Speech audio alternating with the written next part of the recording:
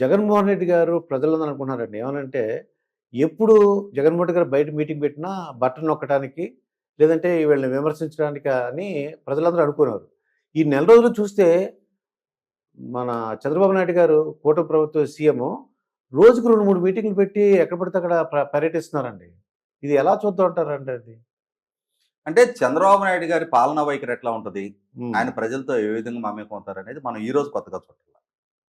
ఆయన ఉమ్మడి రాష్ట్ర ముఖ్యమంత్రిగా ఉన్న నాటి నుంచి కూడా ఈ రాష్ట్రంలో ప్రజల వద్దకు పాలన, clean and green, file clearance వారోత్సవం, జన్మభూమి, శ్రమదానం ఇటువంటి ఇష్యూస్ అన్ని అంటే అటువంటి కాన్సెప్ట్స్ ప్రజలకు పరిచయం చేసింది.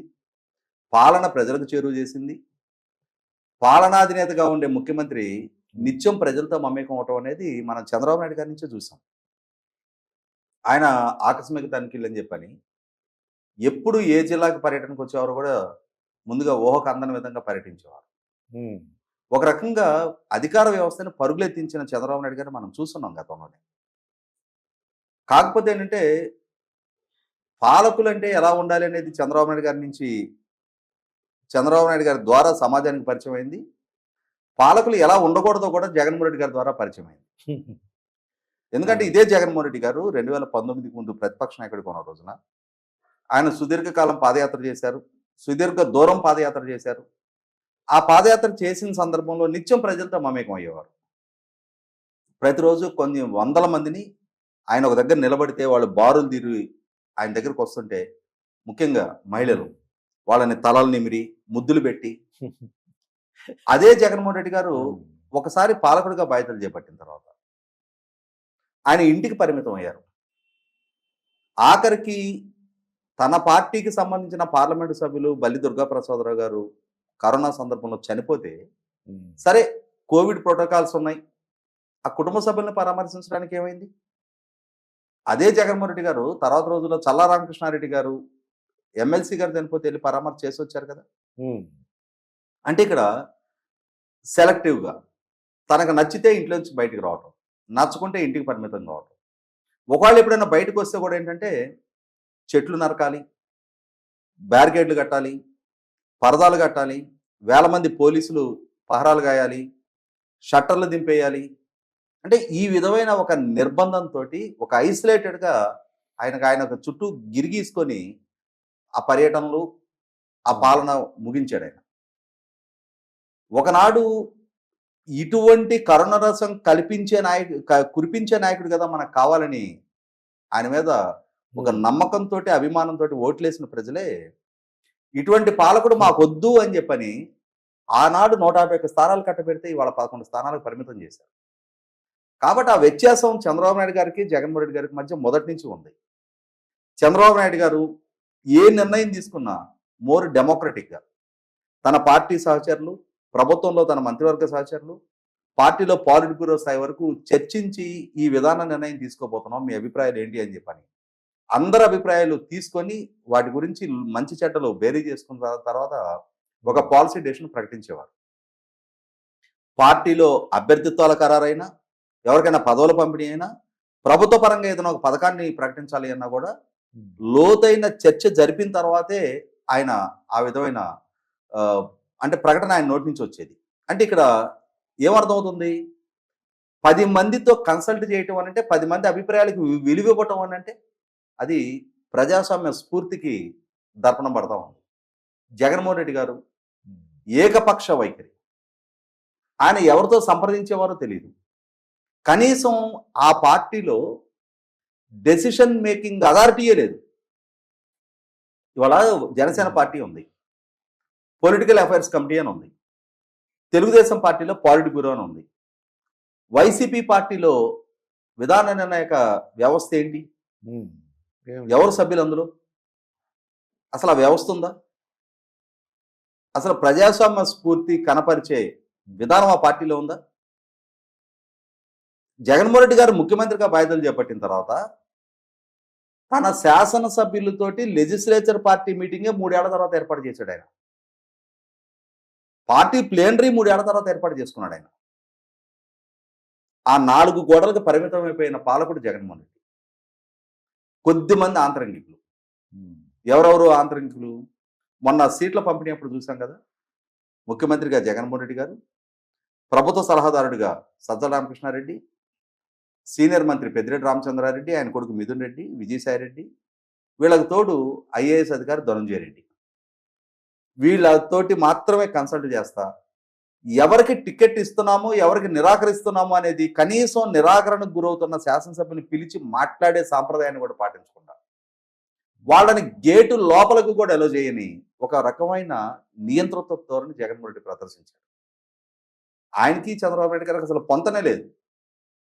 చంద్రబాబు నాయుడు గారు 95లో ముఖ్యమంత్రిగా బాధ్యతలు చేపట్టే నాటికి పాలనా వ్యవస్థ, అధికార వ్యవస్థ ప్రజలకి మధ్య పూర్తి అంతరం ఉండేది. ఎన్టీ రామారావు గారు మండల వ్యవస్థను తీసుకొచ్చి అధికార వ్యవస్థని గ్రామాలకు చేరువ చేశారు. కానీ చంద్రబాబు నాయుడు గారు ఆ అధికార వ్యవస్థని గడప దగ్గరికి చేర్చారు. ప్రతి గ్రామంలో గ్రామ సభ నిర్వహణ ద్వారా ప్రజలకి ప్రశ్నించే తత్వాన్ని అలవాటు చేశారు. ప్రజలకి పాలనా వ్యవస్థను చేరువ చేశారు. ఆయన హయాంలోనే ఈ సేవ వచ్చింది. ఆయన హయాంలోనే సిటిజన్ చార్టర్ వచ్చింది.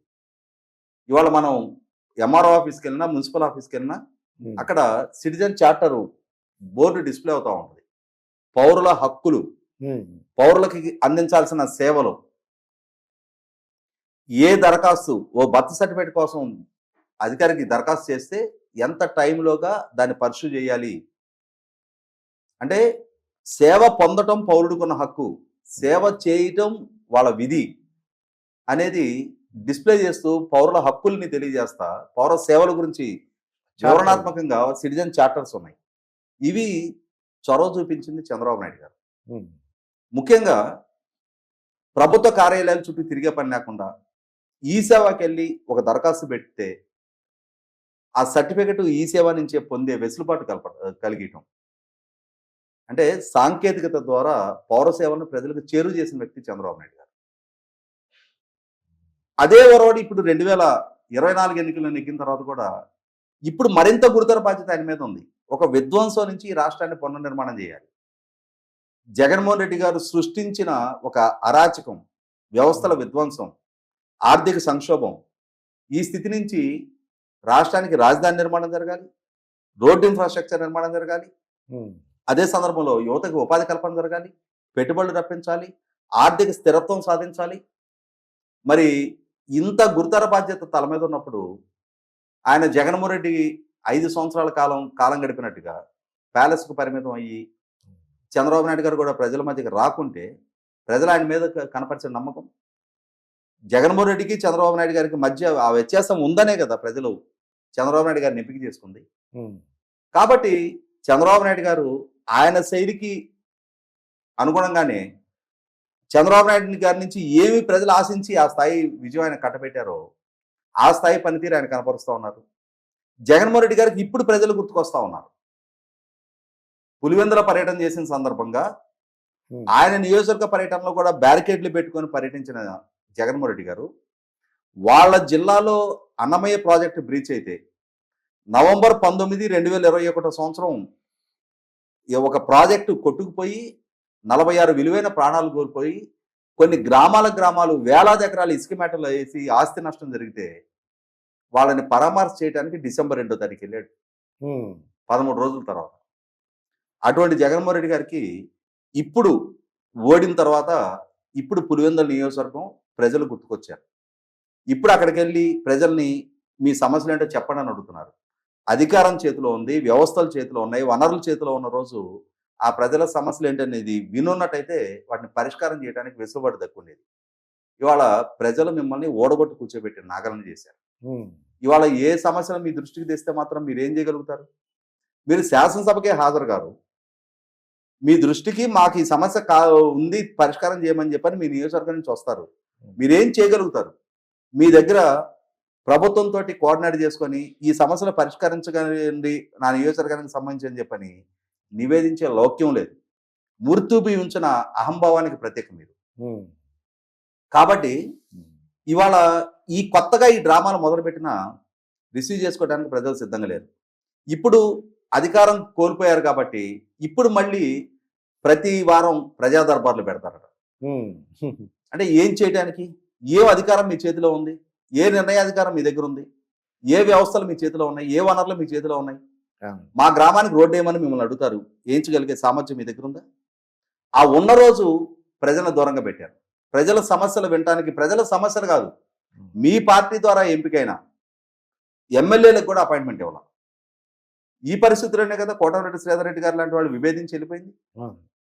అంటే ఒక ప్రమాద సంకేతం కనిపిస్తున్నా, వినిపిస్తున్నా దాన్ని పరిగణలోకి తీసుకోవాలి. ఆ రోజు మూర్తిభవించిన అహంకారం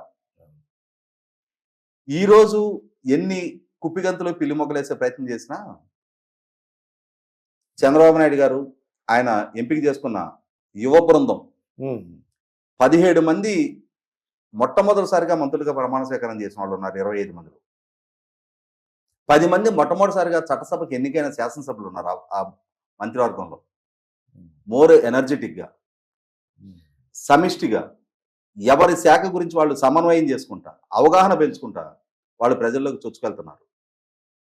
కాబట్టి ఇప్పుడు జగన్మోహన్ రెడ్డిని గుర్తు చేసుకోవాల్సిన అవసరం కూడా ఆంధ్రప్రదేశ్ ప్రజలకు లేదు.